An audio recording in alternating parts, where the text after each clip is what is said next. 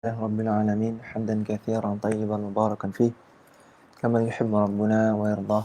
الصلاة والسلام على نبينا محمد وعلى آله وصحبه أجمعين. أما بعد. Kembali kita membaca kitab Fadlul Madinah karya Syekh Abdul Muhsin bin Hamad Al-Abbad Al-Badr hafizahullah ta'ala. Ya, pada pertemuan yang lalu telah kita baca penjelasan beliau bahwasanya tanda cinta kepada Nabi SAW bukan dengan cara mengusap-ngusap kuburan beliau atau dengan mengusap dinding kuburannya. Bukan dengan itu, ya, bukan dengan mengagungkan kuburan beliau berlebihan. Namun caranya dengan mengikuti tuntunan beliau, mengikuti sunnah beliau, yaitu tanda cinta kepada Nabi SAW. Apalagi dengan berbuat kesyirikan kepada beliau, dengan berdoa meminta hajat kepada Nabi SAW ketika sudah meninggal, maka ini kesyirikan, nggak boleh. Jadi dalam Islam mengekspresikan rasa cinta kepada Nabi bukan dengan seenak hati, ya. Bukan orang itu ketika mengaku cinta kepada Nabi kemudian bebas mengekspresikan rasa cintanya seenaknya, seingin dia. Ini nggak bisa seperti itu. Karena Islam itu, kata beliau, dibangun di atas dua. Yang pertama, hendaknya kita tidak menyembah kecuali hanya kepada Allah, dan hendaknya kita tidak menyembah Allah Subhanahu wa taala kecuali dengan syariatnya Rasulullah sallallahu alaihi wasallam. Ini inti dari Islam dua ini. Maka nggak ada cara mengekspresikan cinta dengan kesyirikan. Ini bertentangan dengan ajaran beliau. Dan juga tidak mengekspresikan rasa cinta kepada beliau dengan kebid'ahan, dengan perkara-perkara yang tidak pernah beliau syariatkan. Kemudian masih membahas tentang hal yang sama, tentang bukti cinta kita kepada Nabi SAW. Beliau mengatakan, wa fil Qur'anil Karimi ayatun yusammiha ba'dul ulama ayatul imtihani. Di dalam Al-Quran Al-Karim terdapat ayat yang dinamakan oleh sebagian ulama dengan julukan ayat imtihan, ayat ujian. Wahia qaulullahi azza wa jalla, yaitu firman Allah azza wa jalla, qul in kuntum tuhibbunallaha fattabi'uni. Katakanlah kalau kalian cinta kepada Allah maka ikutilah aku. Yuhibbukumullah wa yaghfir lakum dzunubakum. Maka Allah akan mencintai kalian dan Allah akan mengampuni dosa-dosa kalian.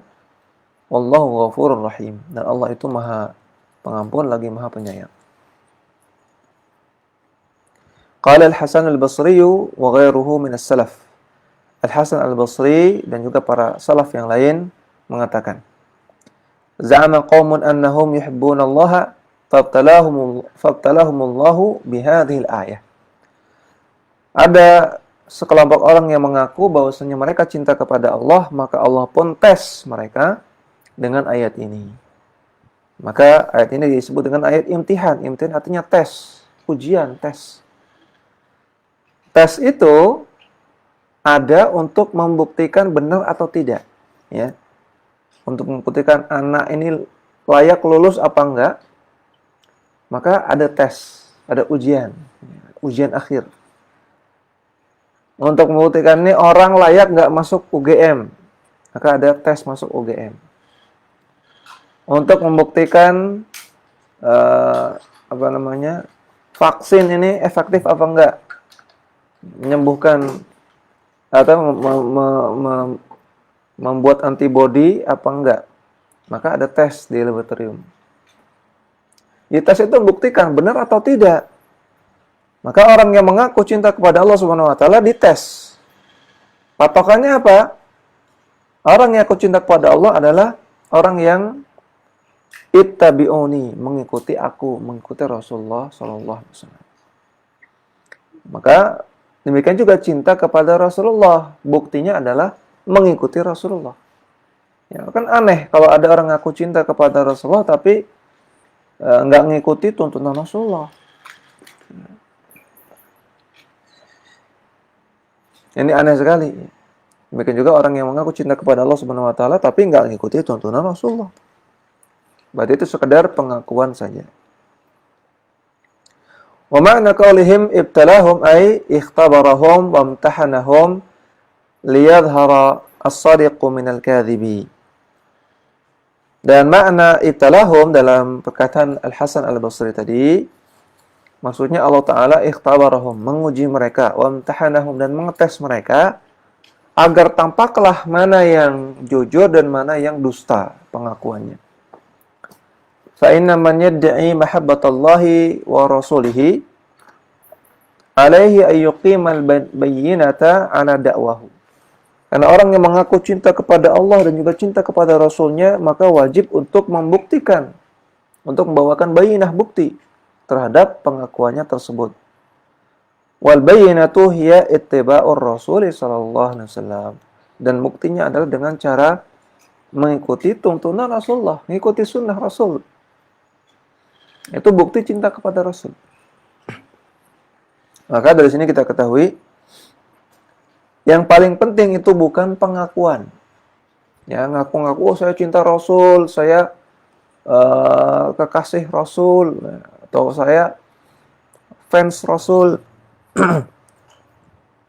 saya pengikut Rasul, ya, atau semacamnya, pengakuan-pengakuan semacamnya, ini nggak terlalu penting. Yang paling penting itu buktinya, mana buktinya. Ya, kalau orang ngaku cinta Rasul, mana sunnah Rasul memelihara jenggot dipraktekkan nggak, diamalkan nggak? Karena Rasul jenggotnya panjang. Ya, bahkan disebutkan dalam hadis bahwasanya Nabi ketika wudu, air itu menetes dari jenggotnya. Air netes itu karena jenggot panjang. Ya, kalau air jenggotnya cuma 1-2 helai nggak netes, ya, jatuh langsung. Dan juga disebutkan oleh sebagian sahabat, Nabi itu jenggotnya lebat. Disebutkan dalam Syama'il Muhammadiyah, jenggotnya lebat Nabi. Dan Nabi perintahkan, selain Nabi praktekkan, Nabi perintahkan, a'fu al-liha, biarkan jenggot. Ya. Waffiru al-liha, lebatkan jenggot. Jadi sudah Nabi praktekkan, Nabi perintahkan lagi. Nah, ini buktikan kalau kamu cinta Rasul, ini praktekkan nih. Dan ini ulama ijma, ulama mutaqaddimin ijma, tidak ada khilafiyah memotong jenggot hukumnya haram. Ya, ada khilafiyah di kalangan mutaakhirin saja. Kemudian Nabi pakaiannya di atas mata kaki. Ya, banyak sekali hadisnya Nabi itu di atas mata kaki. Bahkan Nabi mengatakan, liwasul mu'mini nisfus saqi. Pakaian seorang mukmin, laki-laki mukmin adalah setengah betis. Pakaian Nabi setengah betis. Kalau kamu cinta kepada Nabi, buktikan. Seperti ini. Kalau kamu cinta kepada Nabi, semua aspek kehidupan kamu dalam muamalah, dalam ibadah, seperti yang Nabi lakukan. Cara salatnya, cara wudunya, cara puasanya, cara adzannya, cara qomatnya, cara berzikirnya, cara bersolawatnya, cara berdoanya, sebagaimana yang Nabi lakukan. Nah, itu buktikan kalau benar-benar cinta kepada Nabi. Maka orang-orang yang melaksanakan sunnah-sunnah Nabi, secara otomatis dia sudah membuktikan dia cinta kepada Nabi SAW walaupun tidak diucapkan. Waqala Ibnu Katsir rahimahullah fi tafsir hadhihi al-ayah. Ibnu Katsir rahimahullah taala ketika menafsirkan ayat di atas dalam tafsirnya, beliau mengatakan, hadhihi al-ayatul karimatu hakimatun ala kulli man idda'a mahabbatallahi. Ayat yang mulia ini adalah hakimah, adalah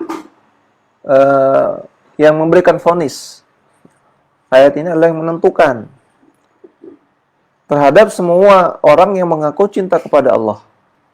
Walaysa huwa 'ala tariqatil Muhammadiyati, padahal dia tidak berada di atas jalannya Nabi Muhammad sallallahu alaihi wasallam.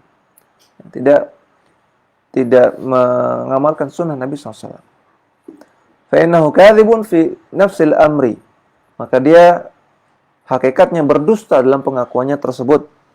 Hatta yattabi'a syar'a al-Muhammadiyah wa ad-din an-nabawiyya fi jami' aqwalihi wa af'alihi. Sampai dia mau mengikuti syariat yang diajarkan oleh Rasulullah SAW dan mengikuti agamanya yang dipraktikkan oleh Nabi SAW dalam semua perkataannya dan dalam semua perbuatannya.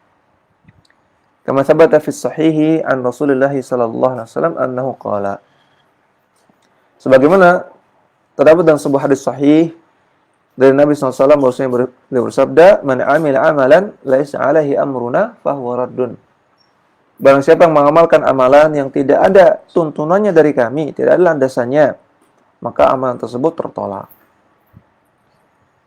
Ya, ini hadis ini banyak orang menjulukinya hadis Wahabi. Ya. Man 'amila 'amalan laisa 'alaihi amruna fahuwa raddun. Man ahdatsa fi amrina hadza wala ma laysa minhu fahuwa raddun. Katanya ini hadis Wahabi. Padahal ini hadis Rasulullah SAW. Ini Nabi yang menyabdakan, Nabi yang mengatakan. Dan perhatikan di sini Al-Imam Ibnu Katsir, ulama Syafi'iyah juga membawakan hadis ini. Ya, bukan hanya ulama-ulama yang dipredikatkan Wahabi saja. Ya, semua ulama pakai hadis ini. Walihada qala in kuntum tuhibbunallaha fattabi'uni yuhibbukumullah. Oleh karena itu Allah Ta'ala katakan, kalau kalian cinta kepada Allah, maka ikutilah aku, ikutilah Rasulullah SAW. Maka Allah pun akan mencintai kalian. Maksudnya, yahsulu lakum fawqa ma talabtum min mahabbatikum iyyahu. Maka kalian akan mendapatkan cinta melebihi dari yang kalian inginkan. Ya, kalau kalian mengikuti Rasulullah, ya, kalian ngaku cinta kepada Allah, ya, dan kalian ingin cinta Allah Subhanahu Wa Taala, maka ketika kalian ikuti Rasulullah SAW, ikuti sunnah Rasul, maka tidak hanya kalian mendapatkan cinta dari Allah, namun lebih dari itu. Ya, makanya dalam ayatnya, yuhibbukumullah wa yaghfir lakum dzunubakum. Enggak hanya cinta yang dapatkan, tapi juga dapat ampunan. Wallahu ghafurur rahim, dan juga dapat rahmat. Ya. Ini apa namanya? Orang yang benar-benar jujur cintanya, maka dapat bonus. Bukan hanya dapat apa yang dia inginkan, cinta kepada Allah, namun malah dapat pelipat gandaan karunia, dapat cinta plus dapat ampunan plus dapat rahmat Allah Subhanahu wa taala. Sedangkan orang yang cuma ngaku-ngaku saja tapi tidak membuktikan cintanya dengan mengikuti sunnah Rasulullah, maka dia nggak dapat apa-apa. Wa huwa mahabbatuhu iyyakum wa huwa a'dhamu minal awwali. Yaitu ia akan mendapatkan cinta Allah kepada kalian. Ya, Allah akan cinta kepada kalian. Dan itu lebih utama daripada yang pertama, daripada sekedar kita yang cinta kepada Allah. Ya. Kita cinta kepada Allah itu utama. Tapi lebih utama lagi Allah cinta kepada kita. Ya. Sebagaimana kata penyair, kullun yadda'i wasalan bil laila wal laila la tukirru hakadha. Setiap orang ngaku cinta sama Laila. Setiap orang ngaku punya hubungan dengan Laila. Tapi Lailanya nggak ngakuin. Jadi ada orang, Laila itu wanita pujaan karena dia cantik gitu ya. Idaman semua laki-laki. Sehingga semua laki-laki itu ngaku punya hubungan sama Laila. Oh, saya teman dekat.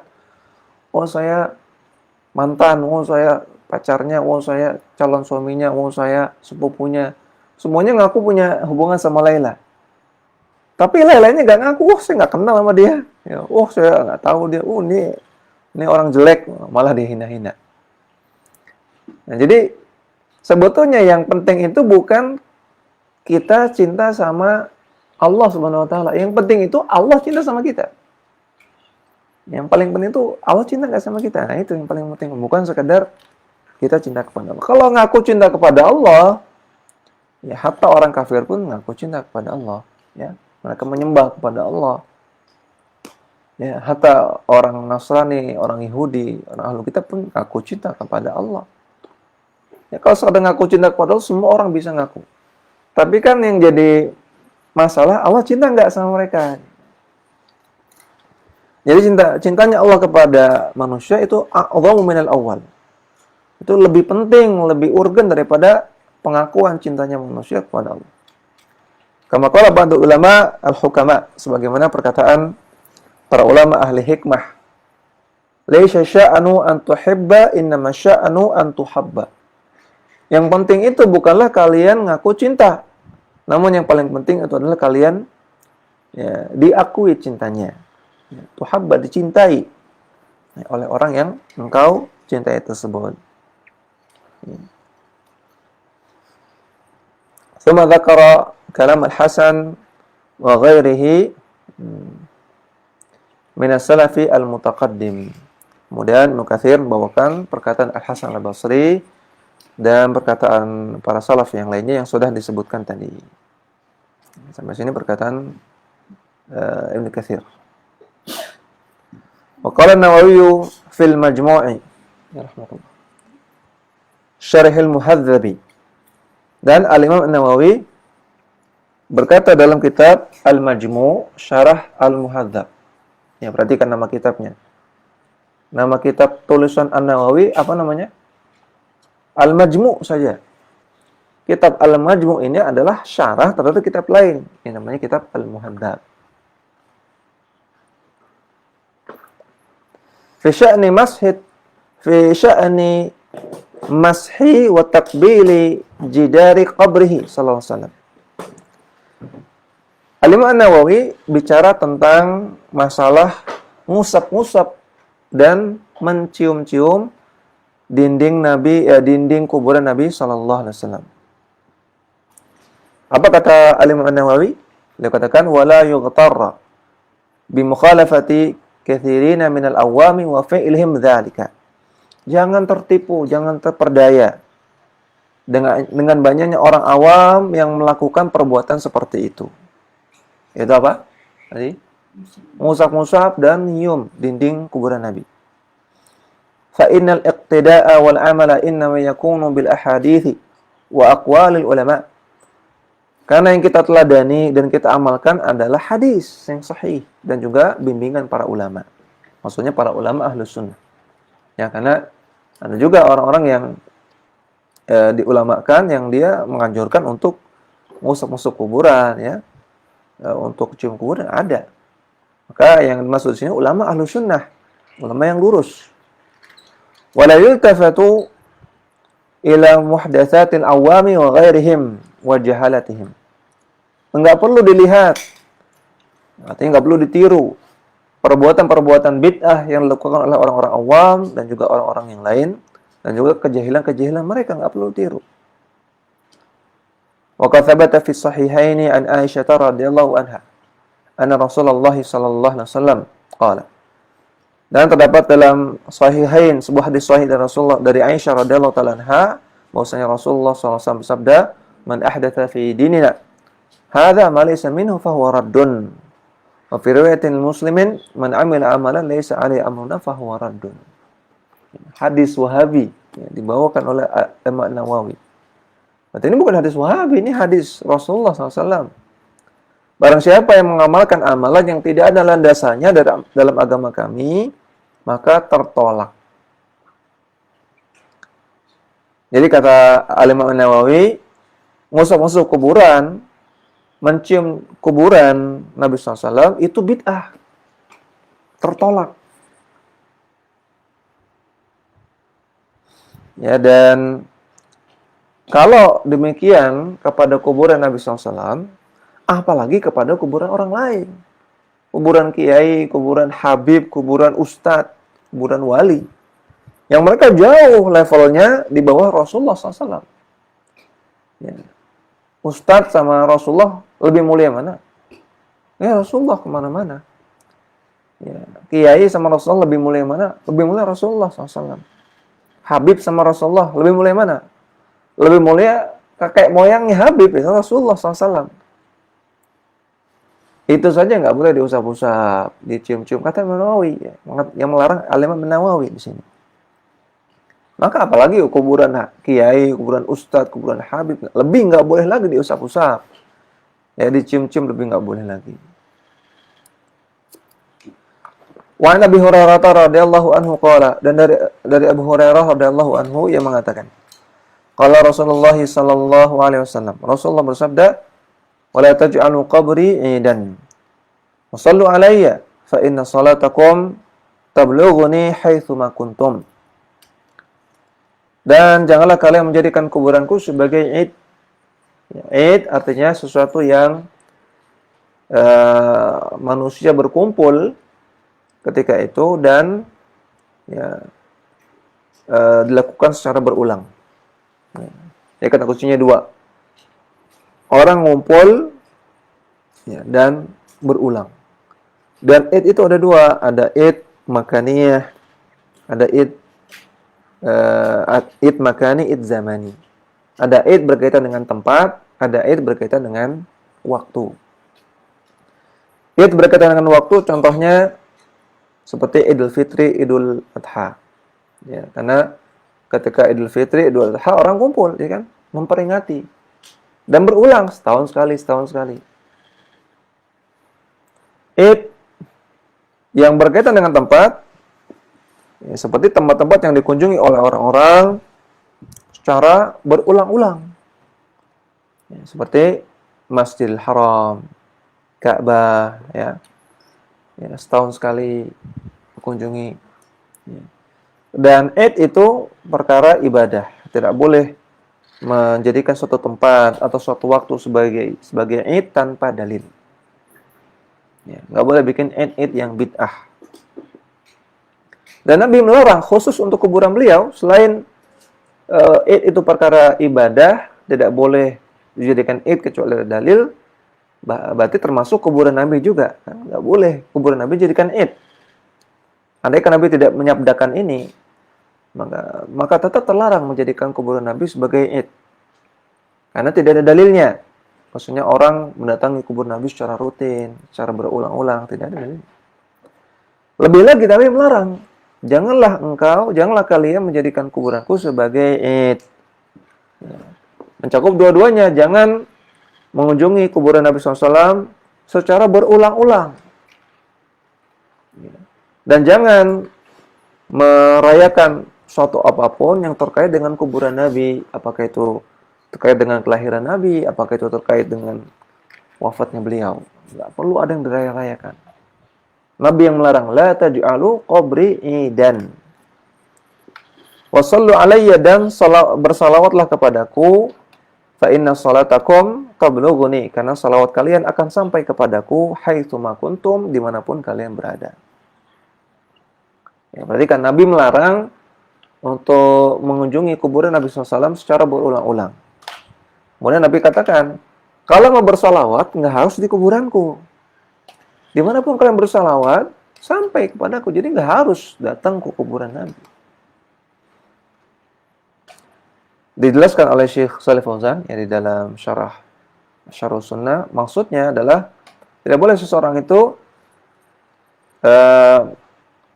memaksudkan, meniatkan secara khusus untuk mengunjungi kuburan Nabi SAW. Yang boleh punya niat secara khusus melakukan perjalanan jauh untuk ke Masjid Nabawi, itu boleh. Nah, ketika sudah sampai Masjid Nabawi, kemudian sekalian ziarah. Nah, itu boleh seperti itu. Sekalian ziarah ke kuburan Nabi. Adapun kalau seorang berniat secara khusus, dia nggak ada niatan ke Masjid Nabawi, niatannya ke kuburan Nabi, makanya nggak boleh. Demikian juga nggak boleh seseorang berziarah berulang-ulang.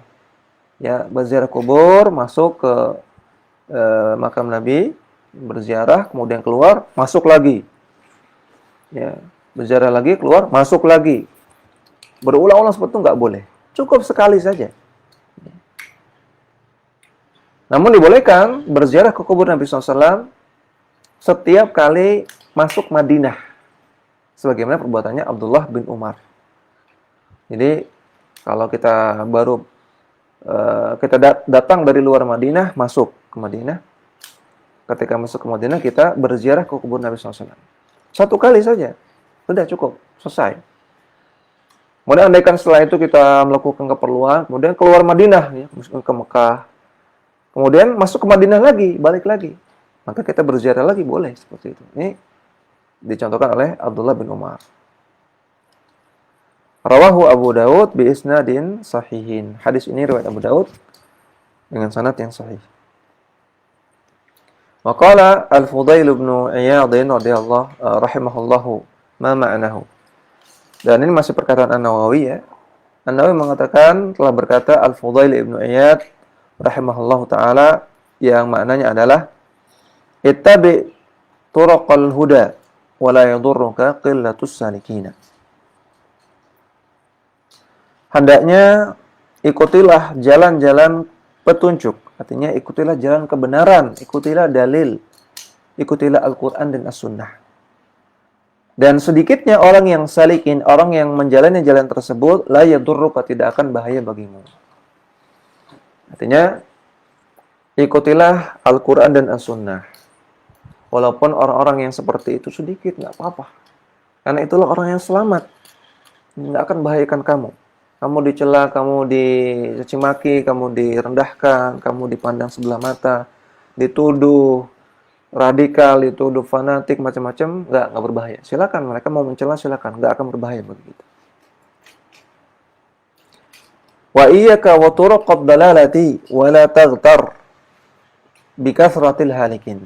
Dan jauhilah jalan-jalan kesesatan dan jangan tertipu dengan banyaknya orang yang binasa di sana.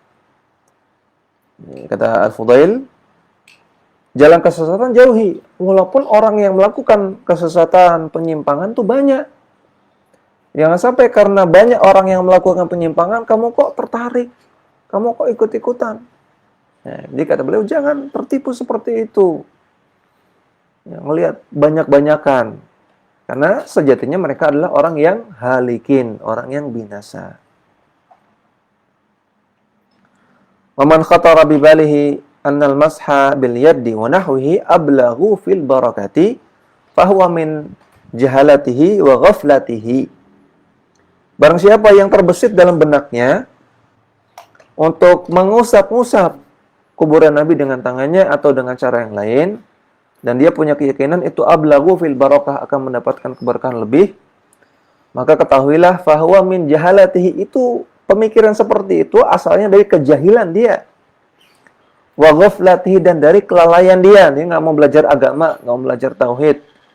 Jadi dia punya pikiran seperti itu. Kata beliau, ngusuk-ngusuk kuburan itu asalnya dari kejahilan. Ya, kalau terbesit seperti itu asalnya munculnya dari kejahilan. Li'anal barakata innama hiya fi ma wafaqa syar'a wa kaifa yubtagha al-fadlu fi mukhalafatis shawabi. Karena keberkahan itu didapatkan dari perkara-perkara yang sesuai dengan syariat. Bagaimana mungkin seseorang mendapatkan fadl, mendapatkan karunia ketika dia menyelisihi kebenaran, menyelisihi syariat. Intaha kalamuhu rahimahullahu. Sampai sini perkataan Al-Imam An-Nawawi. Ya, banyak pelajaran dari perkataan Al-Imam An-Nawawi ini. Di antaranya, hendaknya kita beribadah itu bukan ikut-ikutan. Ya, bukan kelihatan banyak, oh kita ikut. Mayoritas kita ikut. Ya, orang awam bikin apa, kita ikut. Jangan seperti itu beragama itu.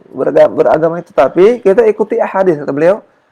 Innal iqtida'a wal amala innama yakunu bil ahadits wa aqwal ulama. Beramal itu ngikutin dalil, ngikutin hadis, namun juga dengan bimbingan para ulama. Ya. Ini pelajaran pertama. Jangan cuma ikut-ikutan, tapi harus dengan ilmu. Kemudian jangan tertipu dengan jumlah. Kebenaran itu tidak dipatok dengan jumlah. Ya, orang yang banyak belum tentu benar. Mayoritas belum tentu benar. Kebenaran itu patokannya Al-Quran dan As-Sunnah. Sesuai dengan Al-Quran dan As-Sunnah berarti benar. Nggak sesuai berarti salah. Itu patokannya. Bukan jumlah. Bukan jumlah banyak ataupun jumlah sedikit. Ya. Jadi jumlah sedikit pun bukan patokan kebenaran ya. Orang Ahmadiyah sedikit apa banyak? Sedikit. Ya. Orang Syiah di Indonesia ini sedikit apa banyak? Ya sedikit kalau dibanding dengan yang bukan Syiah. Lia Eden, ya, pengikutnya sedikit apa banyak? Sedikit. Berarti benar seperti itu? Kan enggak. Ya. Yang sedikit pun belum tentu benar. Yang banyak juga belum tentu benar. Kebenaran bukan dari jumlah, tapi dilihat sesuai nggak dengan Al-Quran dan Sunnah, dengan pemahaman salafus saleh. Jadi kebenaran tidak dipatok dengan jumlah. Dan juga dari penjelasan beliau tadi, pelajaran yang lain adalah bahwasanya sudah merupakan sunnatullah, bahwasanya orang yang mengikuti jalan kebenaran itu sedikit secara umum, ya. Walaupun ada kalanya Allah jadikan suatu masa Islam itu mayoritas, Islam itu berkuasa. Ya, di zaman Nabi SAW Islam berkuasa. Ya, di zaman Umar bin Khattab sampai bisa menguasai 2/3 dunia. Ya. Banyak. Ya, maka terkadang terkadang yang benar banyak. Ya, tapi secara umumnya, ghalibnya yang ikut jalan kebenaran sedikit. Sunnatullah. Dia kata Al-Fudail, wala taghtar bi kathratil halikin. Jangan tertipu dengan banyaknya orang yang binasa. Yang binasa lebih banyak, yang menyimpang lebih banyak, yang awam, yang jahil lebih banyak. Itu sudah sunnatullah. Dan juga pelajaran dari perkataan Al-Imam Nawawi tadi, bahwasanya keberkahan itu didapatkan dengan melakukan perkara-perkara yang sesuai sunnah Nabi, sesuai dengan syariat. Kita sholat, ya. Sholat itu ada berkahnya, karena sholat itu sesuai dengan syariat. Kalau cara sholat kita lebih sesuai dengan sunnah Nabi, lebih banyak berkahnya. Kita berdoa, berzikir, banyak berkahnya. Kita beramal ibadah, banyak berkahnya. Kita melakukan kebaikan kepada sama manusia, banyak berkahnya. Berbakti kepada orang tua, menolong orang lain, berbuat baik kepada tetangga. Itu perbuatan-perbuatan yang banyak berkahnya. Itu yang kita lakukan kalau pengen dapat berkah.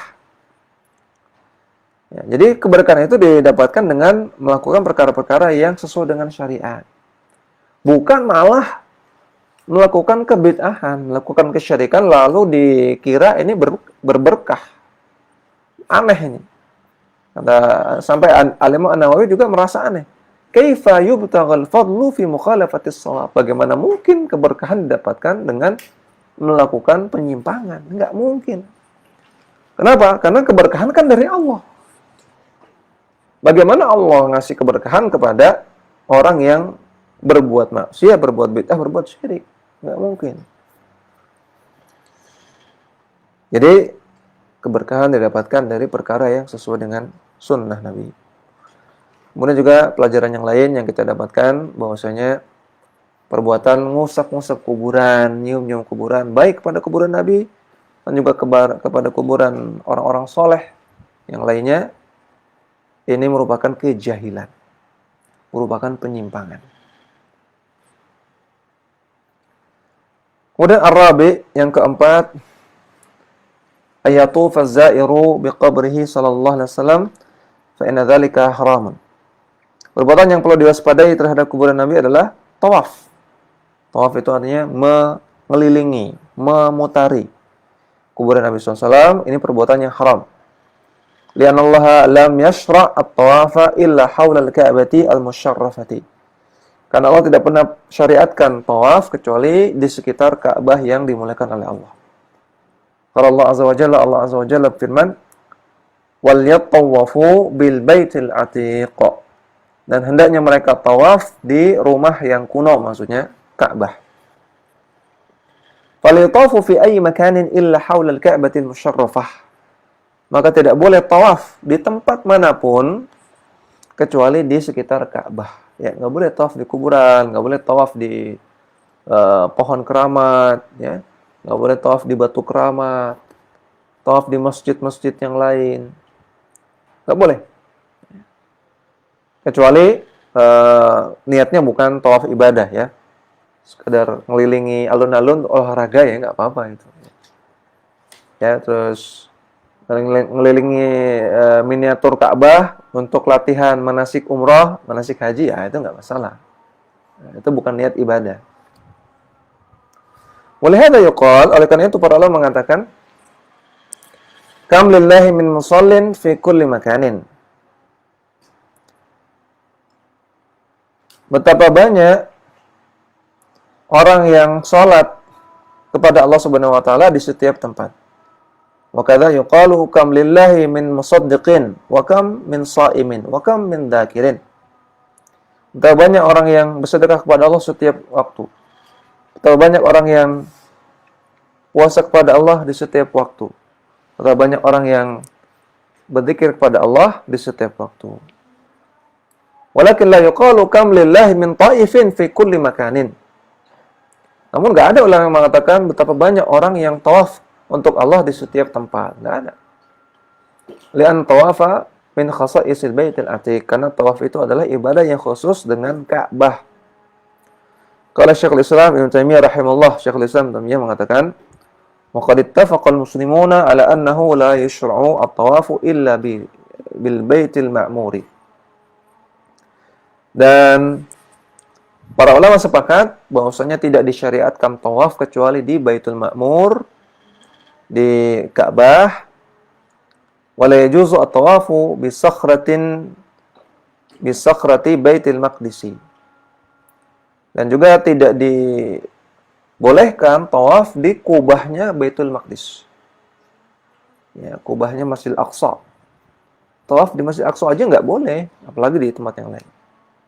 Wala bi hujuratin Nabi SAW, dan juga tidak boleh tawaf di kuburan Nabi. Ya, hujurat artinya kamar, karena Nabi kuburkan di kamar beliau.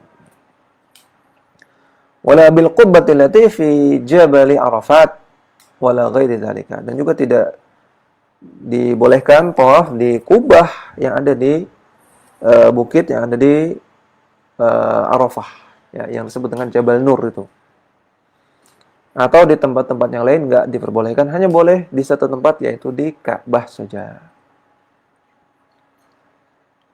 Ya, dari sini juga kita dapati ternyata Ka'bah juga disebut dengan Al-Baitul Ma'mur.